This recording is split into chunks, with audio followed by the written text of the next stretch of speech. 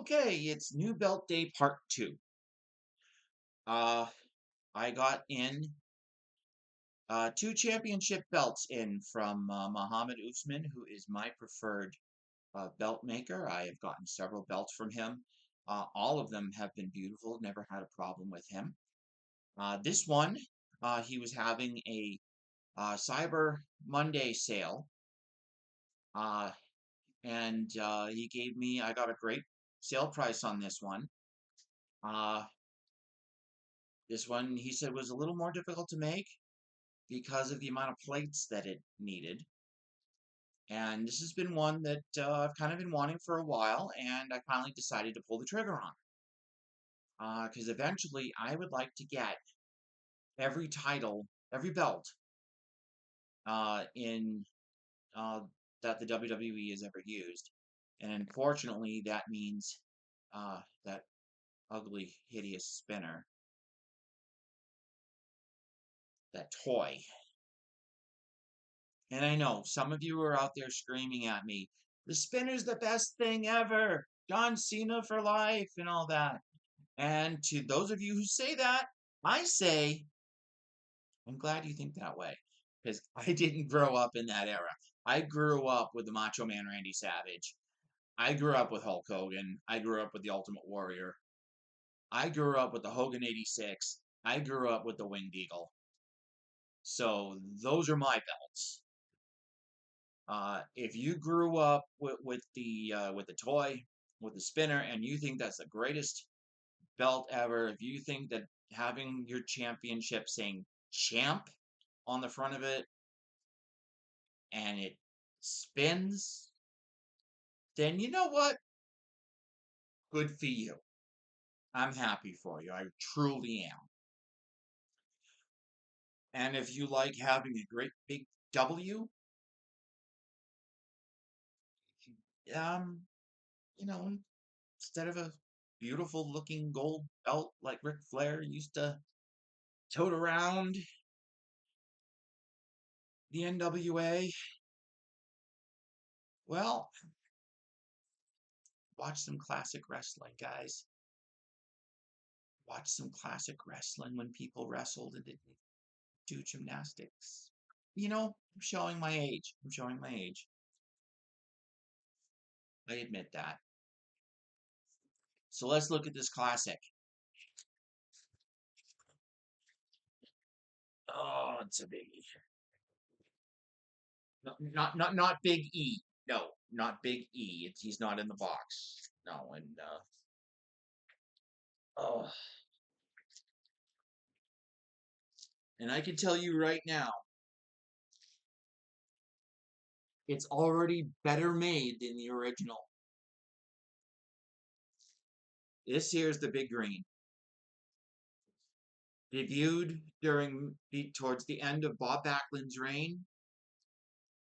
Was the belt used for the Iron Sheik's reign and at the beginning of Hulk Hogan's reign. This was the belt that Hulk Hogan won from the Iron Sheik, and then it was retired shortly thereafter for the Hogan, what is kind of known as the Hogan 84, and then the Hogan 85, which was a very similar design, and then the Hogan 86, which is what he's mainly known for. But back in those days, when they made titles, when they made belts, I know some of you get a little wet under the collar when people refer to the belts as titles, and that's something that I've been watching wrestling since 1985. So, long before a lot of you were born. And Vince McMahon has taught us to refer to these as titles, not as belts. And you know, when you get brainwashed for that long, it sticks. Same thing with local medical facility as opposed to hospitals. But anyway, the belts that they used in that time were made at local trophy shops. Like you would go down to get your trophies for uh, your football events, your bowling events, tennis trophies, school trophies, things like that. And the plates were, I mean, you think the 2 millimeter plates were are not good or are thin? These were thinner, and they were made of um almost of like an aluminum type metal. They weren't made to last.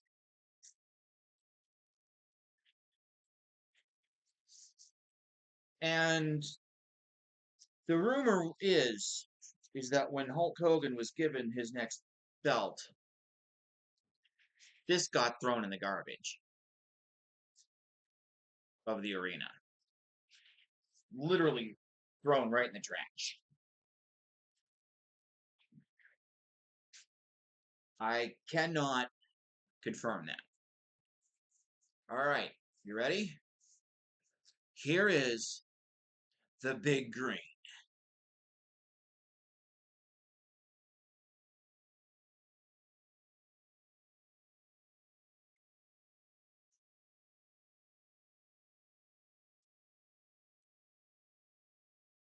It's an 11 plate belt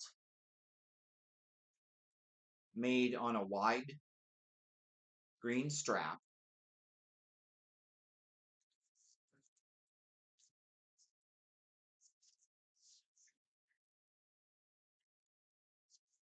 Look at that.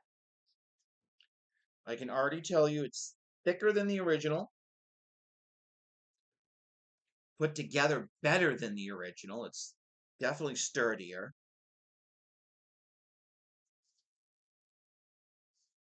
We've got the many jewels, probably in the same uh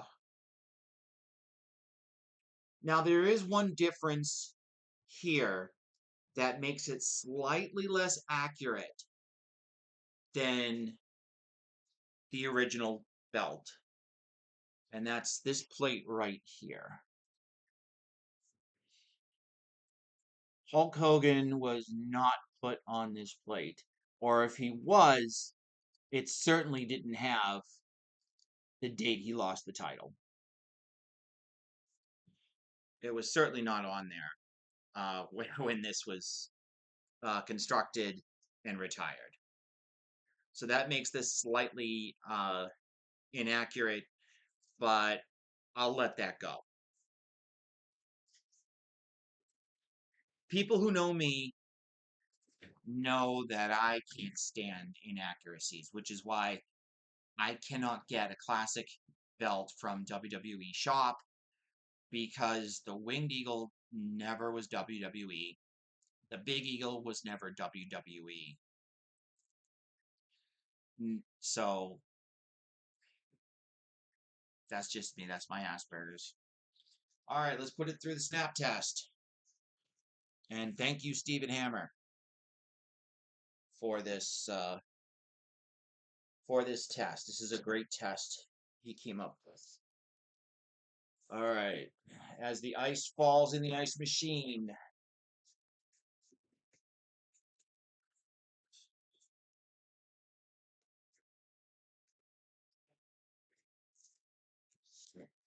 Yeah, they all seem to fit. I think we got a case of some newness on the snaps. They're not all snapping in without a fight, but that's okay. Looking good. Beautiful. All right. Now comes my next test.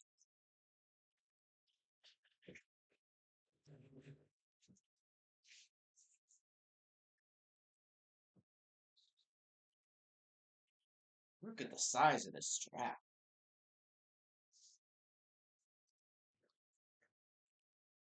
I want to say that the NXT North American title is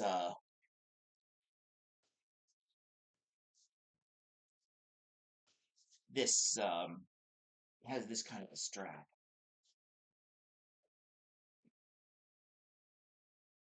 Look at that.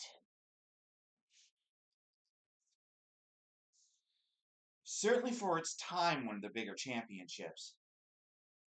And this was during the time that the NWA had the domed globe, not the wing, not the big, not the big, not the big gold.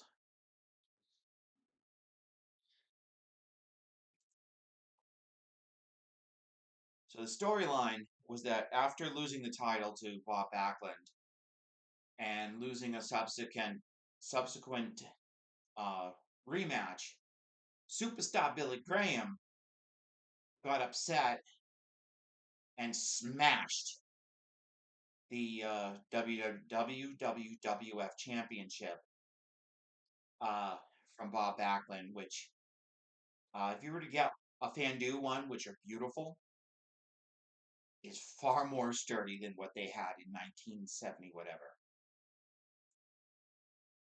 And then they had this made. All right, once again, over the shoulder. Over the shoulder of the champion, yeah.